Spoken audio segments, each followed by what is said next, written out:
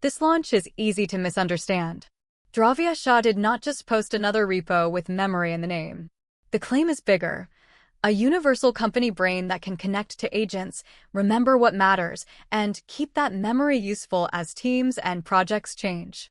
Here is the proof chain we can verify. The X post says Supermemory is open source and links to git.news/memory. That redirects to the Supermemory GitHub repo. The README describes a memory and context layer for AI, with connectors, file processing, user profiles, hybrid search, and an MCP path for agents. The interesting part is not the star count. The interesting part is the category. Most AI tools still treat memory like a nicer search box. Supermemory is trying to be the shared context layer underneath Claude Code, Codex, cursor-style agents, workflow tools, and internal company knowledge. So this video is not a hype reel. We are going to separate what is clearly real, what the docs support, and what still needs product proof before a company should bet on it. The source post makes 5 concrete claims. First, this is a universal company brain. Second, it can connect to any agent natively. Third, it has Git-like versioning and RBC permissioning. Fourth, it has connectors to company sync tools. Fifth, it can run on-prem and is free to start. The open source part checks out. The GitHub card and repository point to Supermemory/Supermemory.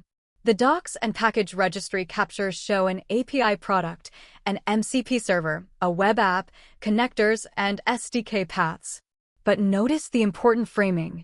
Open source does not automatically mean every hosted feature is free, and it does not automatically mean self-hosting is open to every plan. The pricing page says the free tier includes $5 per month of built-in usage. The self-hosting doc we pulled says self-hosting is intended for enterprise customers who opted into it as part of an enterprise plan. That does not make the launch fake. It means the honest headline is stronger: open source memory infrastructure, with hosted product economics and enterprise deployment caveats. The cleanest way to understand Supermemory is to compare it to normal RAG. RAG is usually stateless. You take a query, embed it, search a vector database, and return similar chunks. That is useful when the question is, find me the document that looks related to this sentence. Memory has a different job. It has to remember entities, preferences, changes, contradictions, and time. If a user used to prefer React but now prefers Svelte, the memory system cannot just retrieve both facts and call it a day. It needs to understand which one is current, which one is stale, and what context changed. That is why the company brain angle matters. A company does not only need semantic search. It needs memory that can say, this project changed direction, this person now owns the decision, this file replaced the old policy, and this agent should not see data outside its scope. Supermemory's docs support that direction. They talk about facts, user profiles, relationships, memory updates, contradictions, forgetting expired information, and delivering relevant context at the right time. For developers, the basic loop is simple. Before the model answers, the app asks Supermemory for the user's profile and the memories that matter for this request. After the conversation, the app stores useful context back into memory. That turns a normal stateless chat into a system that can improve across sessions. The quick start pattern is exactly that. Retrieve profile and relevant memories, use them as model context, then add the new conversation so future calls no more. This is the part that makes the repo worth watching for agent builders. You do not have to rebuild long-term memory, file ingestion, connector sync, and relevance ranking for every product. You can route those pieces through one memory layer and keep the agent code focused on the task. The risk is also obvious. A memory layer becomes sensitive infrastructure. If it remembers the wrong thing, exposes the wrong project, or fails to handle deletion and updates, it can make an agent confidently wrong. That is why source-backed features like version history, permissions, project scoping, and self-hosting claims matter so much. The most practical path for many viewers is MCP. The docs show a Supermemory MCP endpoint and install commands for Claude-style clients. The repo includes an MCP app. The docs mention tools like memory and recall, plus context resources that can inject preferences and recent activity into an agent session. That is the real cold viewer hook. If you already use Claude Code, Codex, OpenCode, Cursor, or another agent, the question is not whether memory sounds nice. The question is whether the same memory backend can follow you across tools.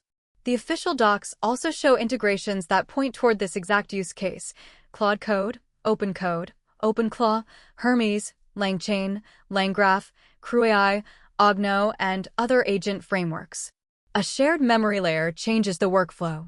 Instead of every agent starting from zero, the agent can ask for context, recall prior decisions, remember project conventions, and then save the new result for the next tool. That is the promise. It is not magic. It is a data layer with better timing. A company brain only becomes useful if it can ingest where the company already works. The docs list connectors for Google Drive, Gmail, Notion, OneDrive, GitHub, and web crawling. There are also workflow examples through Zapier, N8N, and ViaSocket. That matters because the memory system is only as useful as the sources it can keep fresh. But this is also the trust section. The launch post says RBC and Git-like versioning. We found version chain code and permission-related docs, but not a clean public product walkthrough that proves the whole claim end-to-end. So the honest label is this: supported direction, not fully demoed from public source material. The same goes for on-prem.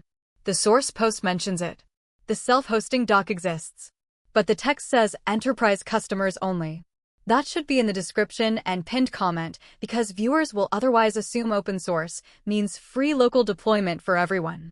The strongest version of this video is not, "This will replace every database." It is, "This is a serious attempt at memory infrastructure for agents, and the caveats are exactly the parts serious teams should inspect." Here is the verdict. Supermemory is most interesting for two groups. First, developers building agents that need persistent context across sessions. Second, teams that want a shared memory layer with connectors, search, profiles, and an MCP route into existing tools. The open source proof is real. The docs are deep enough to make this more than a landing page. The app screenshots show a real memory interface, graph view, and integration surface. The MCP path is the right packaging for the current agent wave. The caveat is that a company brain is trust infrastructure. You should test deletion, permissions, project scoping, version history, connector freshness, and deployment costs before turning it into a system of record. If I were evaluating it today, I would start with the MCP path or API Quick Start, feed it a narrow project, and check whether it improves agent continuity without leaking context across boundaries. That is the useful test. Not the star count. Not the launch hype. Does the agent remember the right thing at the right time for the right user?